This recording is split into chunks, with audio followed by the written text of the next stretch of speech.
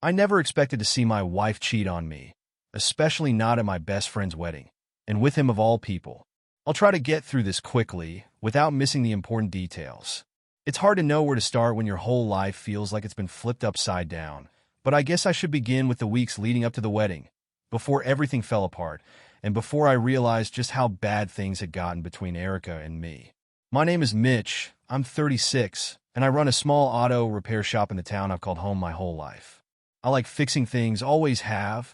Whether it's engines, transmissions, or a busted carburetor, there's something satisfying about seeing a problem, figuring it out, and making it work again. I wish I could say the same about my marriage. Erica and I have been married for 8 years, together for 10. She's 34, works as an admin assistant at a law firm, and she's smart, driven, always has been. We used to be one of those couples everyone envied, the kind who always looked like they were in sync. I'm not sure when it started to change, but the past year or so, something's been off. At first, I chalked it up to life getting in the way. We both work long hours, and after a while, it's easy to let the little things slide. But this was different. Erica had been spending more time on her phone, constantly texting, sometimes late at night. When I asked who she was talking to, it was always the same answer, just Jenna or the girls from work. Then there were the nights out, which had become more frequent. At first, it didn't bother me. I figured she needed some time to herself. We all do, right? But the more it happened, the more distant she seemed when she was home. We'd sit on opposite ends of the couch, barely talking. The spark between us wasn't just fading, it was gone. I try not to overthink it. After all, we've been married a long time, and things change. But it wasn't just the lack of time together. It was the feeling that she was hiding something. I couldn't put my finger on it, but it was there, this invisible wall between us that seemed to get taller by the day. I brought it up once, a few months ago, after she came home late again. I was sitting in the kitchen, finishing up some paperwork for the shop when she walked in, looking tired but happy, like she'd had the best night of her life. "How was it?" I asked, trying to sound casual. "Good," she said, barely glancing my way as she tossed her purse onto the counter. "Just needed a break." I nodded, watching her disappear into the bedroom without another word. There was something off, but I didn't push. I wasn't ready to deal with whatever was hiding beneath the surface. Then came the wedding. Jenna, Jake's ex-wife, was getting remarried, and the whole thing was shaping up to be the event of the year. Jake, my best friend since high school, had always been a good guy. He and Jenna had split a couple of years back, but they'd managed to stay on decent terms, which was a miracle in itself.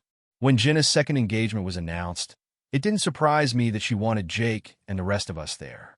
Jake had always been a salesman at heart. Charismatic, loud, the kind of guy who could talk his way into or out of anything. He invited me to grab drinks a few days before the wedding, just the two of us catching up like old times. I declined, telling him I needed to spend some time with Erica. I thought maybe a quiet night and would help us reconnect, but even then, things felt distant. We sat there, watching some mindless TV show while she scrolled through her phone, her face illuminated by that damn screen. "Who's that?" I asked, trying to make conversation. "Just Jenna," she replied, not looking up. "Wedding plans." I didn't press, but something inside me churned. She was laughing at something on her phone later that night, but when I asked about it, she brushed me off again, this time saying it was just Sandy making a joke. I tried to laugh along with her, but it didn't feel right. She was smiling, sure, but not with me. A few days before the wedding, I finally brought it up to my sister, Rachel. We're not super close, but she's always been the practical one in the family, the one I turn to when I need an honest answer. I laid it all out for her. The late nights, the distance, the constant phone stuff. I didn't want to accuse Erica of anything, but I couldn't shake the feeling that something was wrong. "You should talk to her," Rachel said over the phone, her voice calm, like it was the most obvious thing in the world. "Whatever it is, ignoring it won't make it go away." "I know," I said, staring at the floor of my shop. "But what if it's nothing? What if I'm just overreacting?" "Mitch, you're not the type to overreact. If you're feeling this way, there's probably a reason." I sighed, knowing she was right, but not wanting to face it. "I'll talk to her after the wedding." I figured it would be easier to get through Jenna's big day without having that hanging over our heads. Maybe I was just looking for an excuse to avoid the confrontation, but I wasn't ready to rock the boat. Not yet. The day of the wedding, I was hoping for the best. Maybe all the stress would melt away once we were in a room full of friends, dressed up and celebrating someone else's happiness. Erica seemed excited, more so than she had in weeks. She spent hours getting ready, her bridesmaid dress hanging perfectly, her hair done up just right. She looked beautiful, but the space between us still felt like a chasm I couldn't cross. Jake was busy with wedding duties, so I sat with some of the other guys, nursing a beer while everyone mingled. The reception was in full swing, and the music was loud, the kind of thing that made conversation difficult. Erica had been up and down all night, moving between tables, checking in with Jenna and the other bridesmaids, but always with that damn phone in her hand. I try not to think too much of it, but then she disappeared for a while, long enough for me to notice. "Where's Erica?" Sandy asked, coming up beside me. She had this look on her face like she knew something I didn't. "I don't know," I said, glancing around. Probably helping Jenna with something, but deep down I wasn't sure.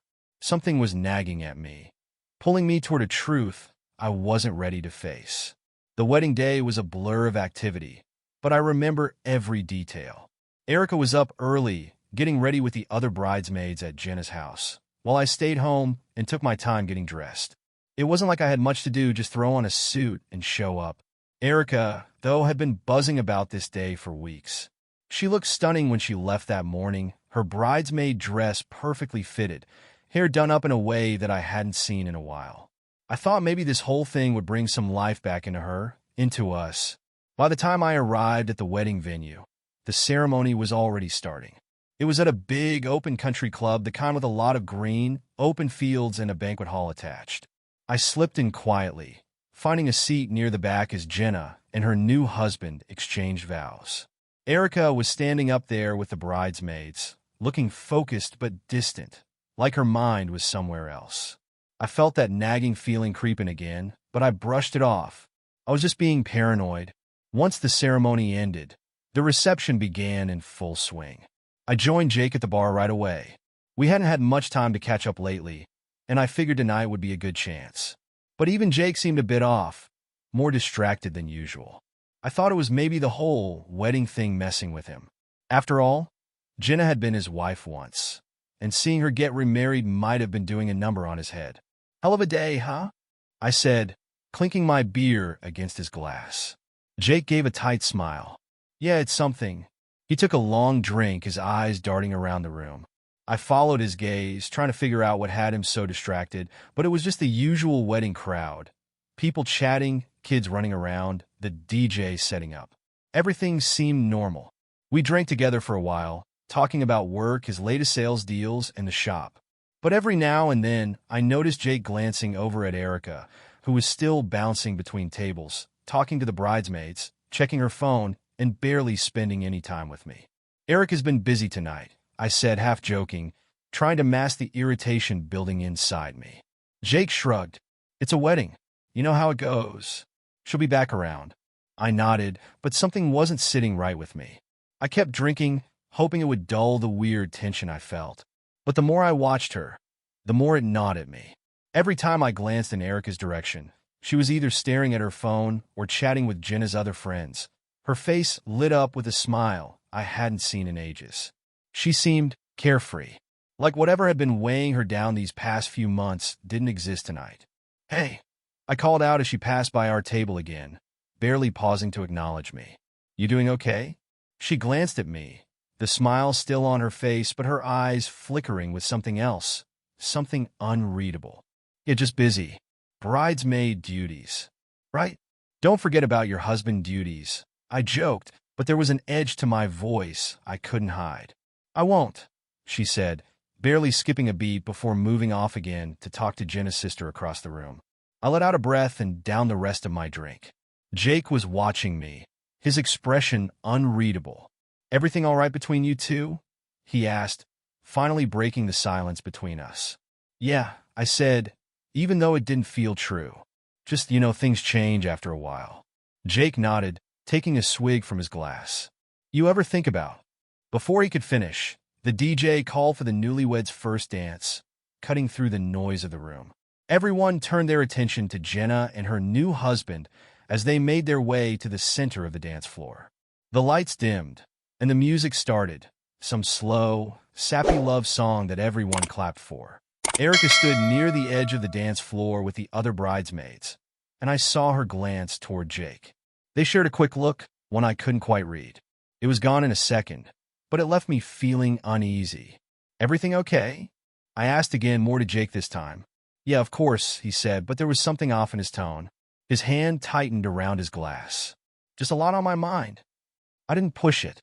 Maybe it was just the alcohol. Maybe it was the wedding atmosphere bringing up old memories for him. But whatever it was, I wasn't in the mood to deal with anyone else's problems tonight.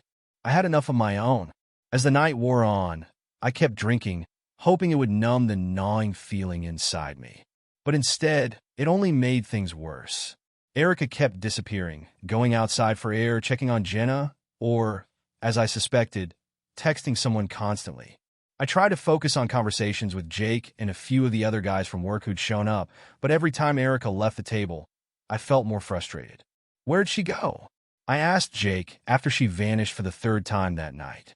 "Beats me," he said a little too quickly, his eyes shifting toward the door. That's when Sandy came by. She had this knowing look on her face, like she'd been watching the whole thing unfold and wasn't too thrilled about it. She leaned in close, her voice low. "I saw Erica head out with Jake a while ago." My stomach dropped. "What?" "They left together, Mitch. I don't know where they went, but it's been a while." Her words hit me like a sledgehammer. I pushed back my chair and stood up, my legs shaky from the alcohol and the sudden wave of adrenaline. Without another word, I started toward the door, my mind racing. Jake and Erica together? It didn't make sense, but I had to see for myself. I walked out into the cool night air, scanning the crowd outside. People were smoking, chatting, and laughing, but there was no sign of Erica or Jake. My heart pounded in my chest as I looked around, trying to keep my thoughts straight. This couldn't be happening. Just then, I caught a glimpse of Erica's dress near the far end of the garden, disappearing behind a row of trees. I headed that way, my pulse quickening, every step bringing me closer to a truth I wasn't ready for. I followed the path toward the trees, my heart racing faster than my thoughts could keep up. It was dark out there, just enough light from the hotel windows casting a glow on the garden. My mind was a mess.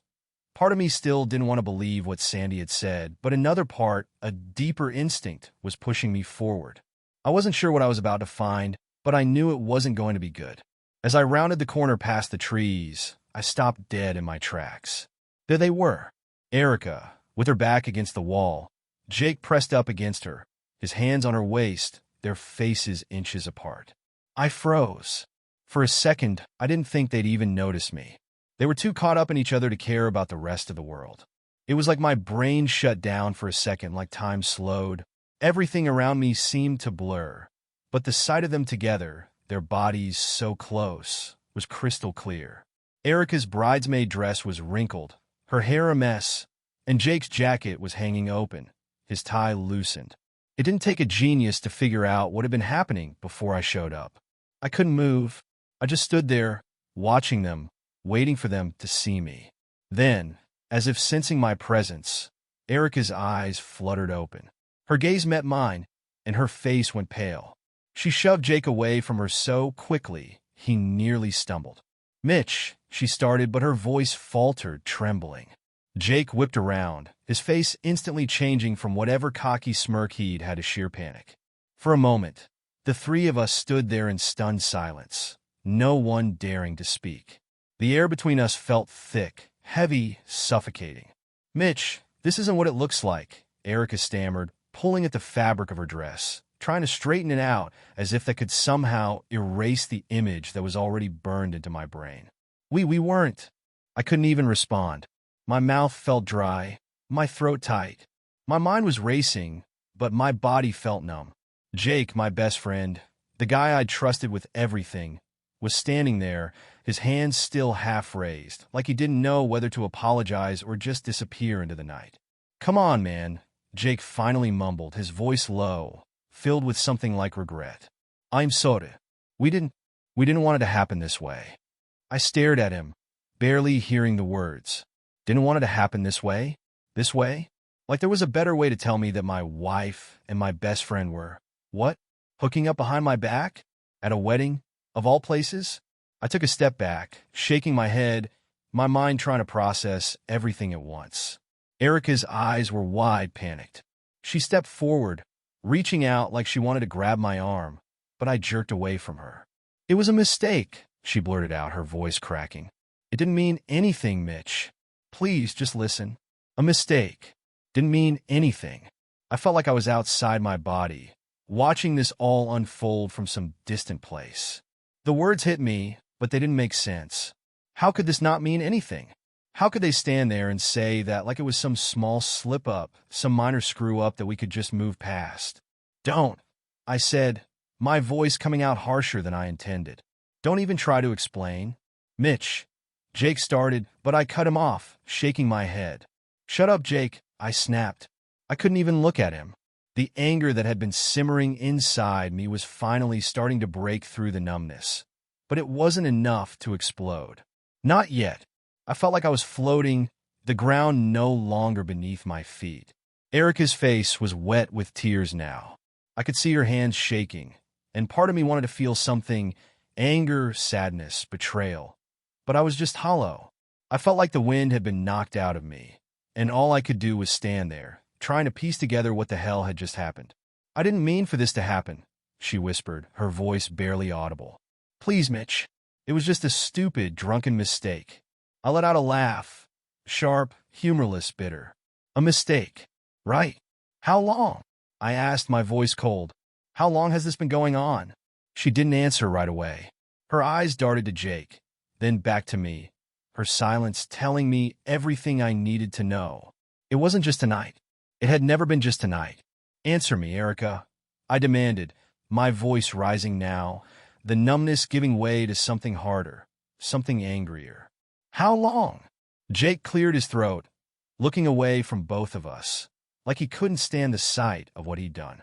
"It's been a few months," he said quietly. "But it didn't." "Months," I repeated, my fists clenching at my sides. I could feel the blood rushing to my face, my hands shaking with the kind of anger I hadn't felt in years. "Months." Erica was sobbing now, her words a garbled mess of apologies and excuses. "I'm sorry, Mitch. I'm so sorry. It didn't mean anything, I swear. I don't even know how it happened. I couldn't listen to this. I couldn't stand there, watching them scramble to explain, to justify something that made no sense. Jake, my best friend, the guy I'd grown up with, the guy who'd been through thick and thin with me, stood there like a shell of himself, no longer the guy I thought I knew. I didn't know what to say. I didn't know what to do. All I knew was that nothing was ever going to be the same after this.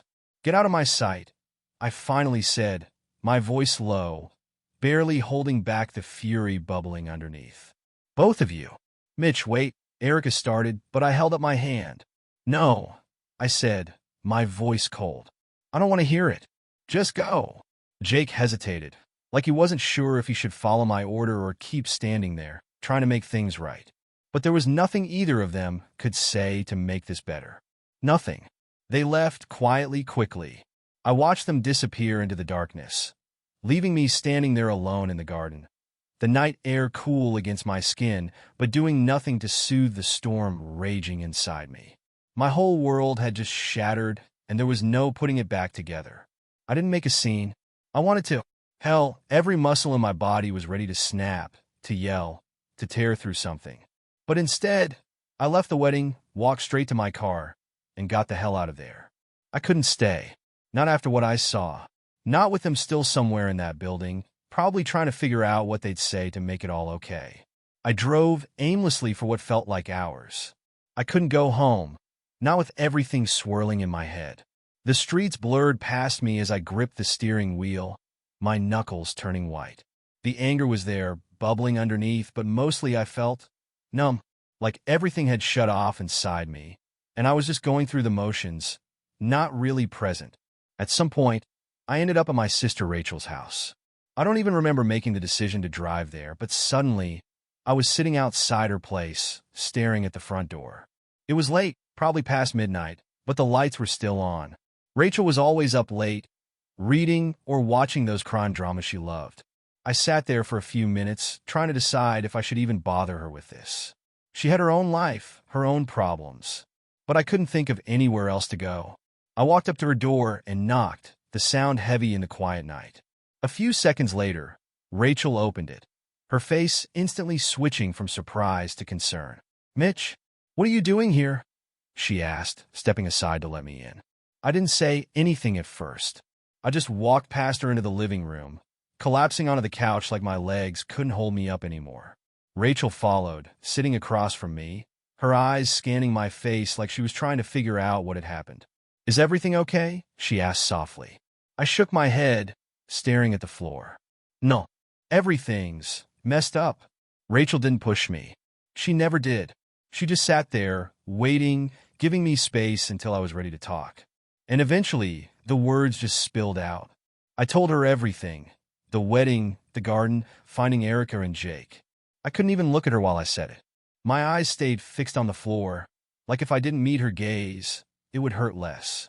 When I finally finished, Rachel let out a long breath, the kind that said she didn't know what to say, but needed to say something. "God, Mitch, I'm so sorry," she whispered. I can't even imagine what that must have felt like. I leaned back on the couch, running my hands over my face. I don't even know what I'm supposed to do now. I mean, Jake, I trusted him. And Erica? I didn't see this coming. Not from her. Are you sure you didn't? Rachel's question was gentle but firm. I mean, looking back now, does it really come as a complete surprise? I opened my mouth to argue, but the words got stuck. The late nights, the excuses, the constant phone use. It had all been there, clear as day, but I didn't want to see it. I didn't want to believe that something was wrong. I'd told myself it was just a rough patch, just life getting in the way. But now, with the truth out in the open, it felt so obvious. How could I have been so blind? I should have known. I muttered, more to myself than to her. All those times she was out late, all those times I asked her what was going on, and she just brushed it off. I should have known. Rachel shook her head. You can't blame yourself for not seeing it, Mitch. People lie, they hide things. You trusted her. You trusted Jake. That's not your fault. I wanted to believe her, but it felt like a lie. I've been an idiot, plain and simple. What do I do now? I asked, my voice raw. How the hell do I even start to fix this? Rachel was quiet for a moment, like she was weighing her words carefully. You need to figure out what you want, Mitch. Do you want to confront her? Do you want answers? Or do you just need to walk away from this, cut them both out of your life, and move on? I don't know, I admitted. I don't know anything right now. She leaned forward, resting her elbows on her knees. Look, I know this is a lot to deal with, but don't let this define you. Don't let it break you. You need to get your head straight, and then you can decide how to handle it. But whatever you do, don't let them control the narrative. This is your life, Mitch. You get to decide what happens next. I nodded, though I wasn't sure I believed it. Everything felt out of my control. The betrayal had knocked the wind out of me, and I didn't know how to stand back up. Erica had been a part of my life for so long. How do you just cut that out? And Jake? The guy had been like a brother to me. I couldn't wrap my head around how long this had been going on, how long they'd both been lying to me, right to my face. Do you think it's been going on longer than they're saying? I asked, finally meeting Rachel's eyes. Rachel frowned, considering it. It's possible. People don't usually get caught the first time they do something like this. It's likely been happening for a while, maybe even before you noticed anything. The thought made my stomach turn. Had it been a year? 2? I didn't know, and the more I thought about it, the more sick I felt. I didn't even have all the pieces yet, and I already felt like I was drowning in them. Rachel didn't push me for any more details. She just sat there, quietly offering her presence like she always did. Eventually, I thanked her, told her I needed some space to think, and headed back out to my car. I didn't drive far, just circled the block a few times, trying to clear my head. I couldn't go home. Not yet. And I wasn't sure if I ever wanted to go back to that house, the place where I'd built a life with someone who clearly didn't care about it as much as I did. After a while, I pulled into a parking lot and just sat there, staring at my phone. Erica had called and texted a few times, but I couldn't bring myself to read the messages. I knew what she'd say, how sorry she was, how it was a mistake, how she didn't mean to hurt me. But none of that mattered. She had hurt me, and no amount of apologies would change that. Eventually, I headed home, though I wasn't sure what I was going to find when I got there. Maybe Erica would be waiting, ready to beg for forgiveness. Maybe Jake would be long gone, never to show his face again. But when I pulled into the driveway, I wasn't prepared for what was actually waiting for me. Jake, sitting on my porch. I parked the car, sitting there for a second, just staring at him. He looked like a mess, his hair disheveled, his eyes tired, like he hadn't slept in days. For a second, I almost felt sorry for him. Almost. I got out of the car, walking toward him slowly, unsure what he was going to say. Part of me didn't even want to hear it. But he stood up when he saw me, his hands shoved deep in his pockets, looking more like a lost kid than the guy I'd known my whole life. Mitch, he started, his voice hoarse. I need to talk to you. I didn't say anything, just stood there, waiting for him to dig himself deeper into the hole he'd already made. I'm sorry, man, he said, his voice cracking. I never wanted this to happen. I swear, it wasn't supposed to be like this. How long? I asked, my voice cold, cutting through the quiet night. He hesitated, and I could see the guilt wash over his face. Months, he admitted finally, his eyes dropping to the ground. It's been happening for months. When I finally walked into the house, it felt like stepping into a place I no longer recognized. The same walls, the same furniture, but everything felt off, like it didn't belong to me anymore. The weight of what had happened at the wedding, and Jake's confession, still hung heavy around my neck. Every step felt like I was dragging my feet through concrete. And I knew that waiting for me inside was another conversation I wasn't ready to have. Erica was there, sitting on the couch, staring at the front door like she'd been waiting for me all night. The second I stepped in, her eyes filled with tears. She looked like she hadn't slept, her hair a mess, still in the same dress from earlier, wrinkled and clinging to her body like a memory she couldn't escape. Mitch, she whispered, standing up slowly, her voice shaky. Can we talk? I didn't answer right away. I just stood there, staring at her. The woman I had loved for so many years. The woman who had been my partner, my wife. Now she felt like a stranger, someone I didn't know. Someone who'd torn everything apart with a single act. You've got 6 months of things to say to me, I finally said, my voice cold. Go ahead. I'm listening. Erica flinched, her tears spilling over as she moved closer to me. I'm so sorry, she started, her voice trembling. I never wanted to hurt you, Mitch. I never meant for any of this to happen. That's the thing, Erica. It did happen, I said, crossing my arms over my chest. I wasn't ready to let her get close to me. Not yet. So, you got 2 options. You either tell me the truth now, or I walk out that door, and we don't speak again. She took a deep breath, wiping at her tears with shaky hands. It's been going on for 6 months, she admitted, her voice barely above a whisper. It wasn't supposed to. God, it wasn't supposed to be like this. It was a mistake. I laughed bitterly. A mistake? 6 months? Erica? That's not a mistake. That's a choice. Over and over again. She covered her face with her hands, sobbing now, her shoulders shaking. I know. I messed up, Mitch. I didn't know how to stop. I didn't move. I didn't reach out to comfort her. This was what she'd chosen. Why? I asked, my voice hollow. Why, Jake? Why any of this? Erica looked up at me, her eyes red and puffy. It wasn't about him, she said, shaking her head. It wasn't.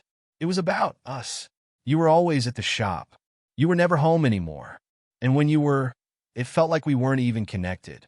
I felt like I was losing you. I couldn't believe what I was hearing. So, this is my fault? You cheated on me because I was working? No, she cried, shaking her head again. That's not what I'm saying. I'm not blaming you. I felt so alone, Mitch. I didn't know what to do. And Jake was there, and it just happened. I stared at her, stunned by the mental gymnastics she was trying to pull. You're telling me you felt alone, so instead of talking to me, you slept with my best friend? Her face crumpled with guilt, but she didn't answer. That's rich, Erica, I said, the anger I'd been holding back starting to leak through. You know, if you'd just said something, if you'd talked to me, maybe things would have been different. But instead, you decided to blow up our whole life. And for what? A fling? A few months of sneaking around with Jake behind my back. It wasn't like that, she whispered, but I didn't care. Her words meant nothing to me now. She'd shattered every bit of trust we'd built over the years. And for what? Does Jenna know? I asked, cutting through the tension. Erica's eyes widened in shock. No, she said quickly, shaking her head. God, no. Jenna has no idea. I let out a long, tired breath, sinking into the chair across from her. So, you've been lying to her too. You've lied to me, to her, to Jake's wife. What was your plan here, Erica? How long were you going to keep this going? She didn't answer.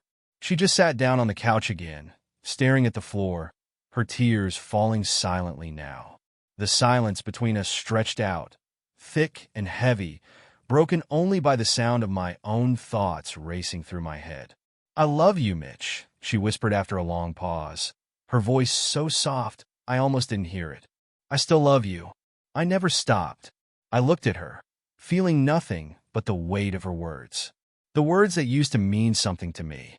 But now they felt hollow, empty, because love didn't look like this. Love didn't look like betrayal. Love didn't look like 6 months of lies.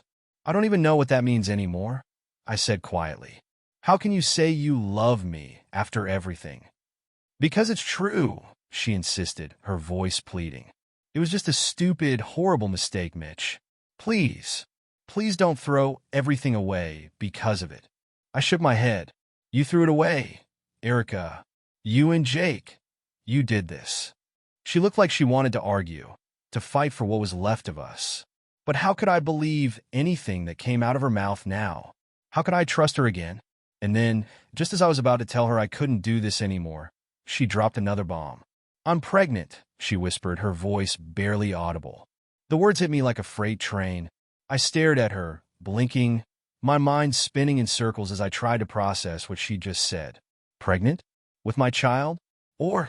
I felt the blood drain from my face as the reality of it hit me. I couldn't even bring myself to ask the question, but I had to know. Is it mine? I asked, my voice barely holding together. Erica's face crumpled again, tears spilling over her cheeks. I don't know, she sobbed. I don't know, Mitch. It could be yours. It could be Jake's. I felt like the ground had just opened up beneath me, swallowing me whole. The room spun, my vision blurred, and for the first time that night, I thought I might actually break. How the hell am I supposed to deal with this? I whispered, more to myself than to her. You don't even know whose baby it is? Erica shook her head, covering her face with her hands again. I'm so sorry, she cried. I never wanted this. I never wanted any of this. I stood up, pacing the room, running my hands through my hair. I couldn't think. I couldn't process any of this. She was pregnant. With Jake's child, maybe. Or mine. Or both of ours, in some twisted way. I didn't know what to do, what to say, how to feel. You need to leave, I said finally, my voice barely holding back the anger and hurt. I need space. I can't even look at you right now. Mitch, please, she begged, standing up, her face soaked with tears. Don't do this. We can work through this. We can. No, I snapped, shaking my head. I can't even think straight right now. Just go. Erica stared at me for a long moment, like she couldn't believe I was actually asking her to leave. But eventually, she nodded, wiping her tears as she grabbed her purse and slowly walked out the door. As soon as the door clicked shut, I collapsed onto the couch, my head in my hands, the weight of the night crashing down on me. I couldn't breathe. I couldn't think. Everything I thought I knew had been ripped apart in the span of one night. And now I was left to pick up the pieces of whatever was left. I spent the next few days in a haze. I couldn't get the conversation with Erica out of my head. Her confession, the pregnancy, and the fact that she didn't even know if the baby was mine or Jake's. Every time I thought about it, my chest tightened and the weight of everything pressed down harder. It felt like I was drowning in this mess, with no way to climb out. Erica called and texted constantly, apologizing, begging me to talk, to let her explain more. But I ignored her. I needed space. I needed to figure out what I wanted to do. It wasn't just about the betrayal anymore. It was about a baby that could change everything. I was sitting in my truck outside the shop when my phone buzzed. It was Rachel. I hadn't told her about the pregnancy yet, but I knew I needed to. I answered the call, my voice coming out rough, like I hadn't spoken in days. "Hey, Mitch, how are you holding up?" she asked, her voice filled with concern. "Not great," I admitted. It's worse than I thought." Rachel was quiet for a moment, like she knew there was more coming. "What happened?" "She's pregnant," I said, the words tasting bitter on my tongue. "She doesn't know if it's mine or Jake's." There was a sharp intake of breath on the other end of the line. "Oh, Mitch, I'm so sorry." "Yeah," I muttered, staring out at the road in front of me, my mind swirling. "I don't know what to do, Ratch. How do I even deal with this?" "You need to find out if the baby is yours," Rachel said, her voice firm. "That's the first step. You can't make any decisions until you know for sure. Demand a paternity test." I nodded, even though she couldn't see me. It made sense. I couldn't keep spiraling without answers. But the idea of confronting Erica again, of having to sit down with her and Jake, was like ripping open a wound that hadn't even begun to heal. "And Mitch," Rachel continued, her tone softening, "whatever happens, don't let this define you. You have to figure out what you want, whether or not that baby is yours.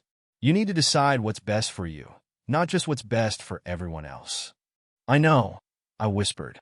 I don't know if I can ever trust her again, no matter what the test says." "You'll figure it out," she said, her voice steady. "But you need the facts first. Then you can decide where to go from there." After we hung up, I sat in the truck for a long time, staring at my phone, the conversation with Rachel playing over and over in my head. She was right. I needed to know. I couldn't just sit here, drowning in questions that only Erica could answer. So, I texted her, "We need to talk.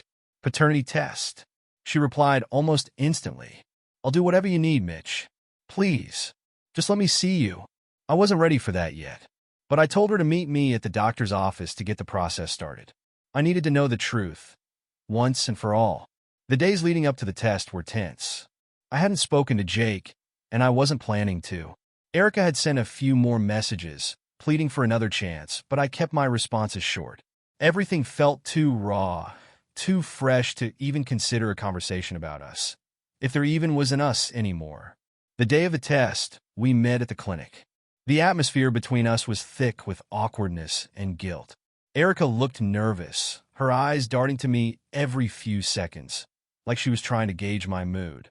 But I stayed silent, my mind focused only on getting the answers I needed. The test itself was quick, but the waiting afterward felt like it stretched out forever. The tension between us grew with each passing minute, neither of us knowing what to say or how to break the silence. "Mitch," Erica finally whispered, her voice barely audible. "I'm so sorry for everything. I don't know how to fix this, but I'll do anything." I kept my eyes fixed ahead, not wanting to meet her gaze. "I don't know if it can be fixed, Erica." She choked on a sob, covering her face with her hands. "I hate myself for what I did, for hurting you like this. I never wanted to." "Then why did you?" I snapped, finally turning to look at her, my anger rising. "Why? If you loved me like you said, why would you destroy everything we had?" Her eyes were red and swollen from crying. "I was lonely. I felt like you weren't there anymore. And Jake, he was there. It was a mistake, Mitch. A terrible mistake. A mistake that lasted 6 months," I said bitterly. She didn't have an answer to that. She just sat there, shaking her head, tears falling silently. And for the first time since this all started, I realized that no matter what happened, no matter whose baby this was, things between us would never be the same. The test results came back a few days later. I could barely bring myself to open the envelope. When I finally did, I stared at the words, the confirmation that the baby was mine. My heart sank. I thought knowing would bring some kind of relief, some kind of clarity, but instead, it just made everything worse. Erica had called when she got the results, her voice shaky with a mixture of fear and hope. "It's yours, Mitch. We can figure this out. We can make it work." But I wasn't sure I wanted to. The baby was mine, but Erica's betrayal had carved a hole so deep I didn't know if I could ever fill it again. Trust was shattered, and no test result could fix that. When I finally called Rachel to tell her, she was quiet for a long time before saying, "What are you going to do?" "I don't know," I admitted. "Part of me wants to try for the baby's sake, but I don't think I can forgive her." Rachel sighed. You don't have to decide everything right now. But whatever you do, make sure it's something you can live with. Don't stay just because you think you have to. I knew she was right. I couldn't stay in this marriage just for the baby, but I also couldn't walk away without at least trying to figure out what was left. A few days later, I met Erica at the house. She looked hopeful, like she thought the test results had somehow fixed everything. But the second I walked in, I could see her face fall. "We need to talk," I said, my voice steady. She nodded, sitting down on the couch, her eyes wide with anticipation. "I know. I'm ready to do whatever it takes, Mitch. I swear." I sat across from her, taking a deep breath before speaking. "The baby's mine, but that doesn't change what happened between us. You broke my trust, Erica, and I don't think I can ever get that back." Her face crumpled, her hands shaking as she reached for me. "Please, Mitch, don't do this. We can make it work. For the baby. For us." But I shook my head. "I can't. I'll be there for the baby. I'll be the best father I can be. But I can't be your husband anymore." Erica sobbed, her shoulders shaking as the reality of my words hit her. "I love you," she cried. "I love you so much." "I know," I whispered. "But love isn't enough anymore." I packed my things the next day and moved out. It was the hardest decision I'd ever made, but I knew it was the right one. I couldn't live with the constant reminder of what she and Jake had done. The baby was mine, and I'd be there for him or her, but my marriage was over. As I stood outside my auto shop, watching a new customer pull in, I felt something I hadn't felt in weeks. Hope. Hope that I could rebuild. Hope that I could start over. It wouldn't be easy, but for the first time, I knew I'd be okay. Thank you for listening to this story. Subscribe to the channel, put a like under the video, and write a comment about how you like this story.